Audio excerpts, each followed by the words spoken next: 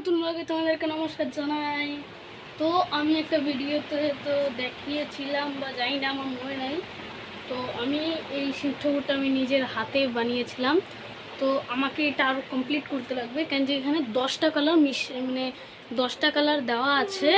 তো 10টা কালারের দেওয়ার পরে এই কালারটা এতটা মানে এই যে দেখতে পারো সবুজ সবুজ আছে।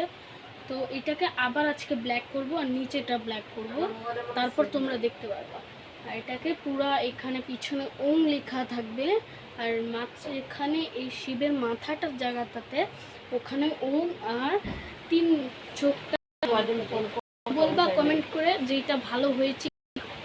তাহলে আমার কাছে কালারসও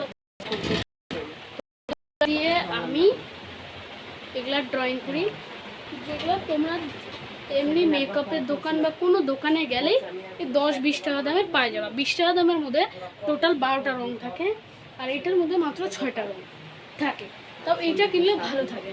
তাও মনে হবে কি এই রংটা আর্ধেক দিয়েছে, তাও না, এটা পুরাটাই দেওয়া থাকে, ওইটা লিকুইড দেওয়া থাকে একটা উপরে। তোমরা যদি ওটার উপরে কোনো কিছু জল ঠল দাও তাহলে ও রংটা উঠবে না। তো তোমরা কমেন্ট করো না কেন বন্ধুরা? আমার কমেন্ট করতে প্রচুর ভালো লাগে। তোমরা বেশি বেশি করে কমেন্ট করো। আমি চাই যে তোমরা কমেন্ট করো, লাইক করো। তোমরা কেউই কমেন্ট করো না, লাইক করো না। তো আজকে এতটুকু থাকুক, কেন যে আমাকে আবার বইয়ে বসতে লাগবে, কালকে সমাজ করে টিউশন আছে, তারপরে স্কুলও যেতে লাগবে। তোমাদেরকে আমি একটা ব্লগে বলেছিলাম যে আমার বাবা সকাল সকাল কাজে যায় বলে আমি ব্লগ ঠ্লগ বানাতে পারি না, তার জন্য আমাকে রাতে সবসময় ব্লগ বানাতে লাগে। আর আমার টেনশনও থাকে যে কালকে আবার সকালবেলা উঠে আমাদেরকে পড়তে লাগবে, আবার টিউশনে যায় লেখা দিতে লাগবে। তার জন্য আমি একটু করে বই নিয়ে বসবো। তো আজকের জন্য এতটুকু। বাই বাই বন্ধুরা।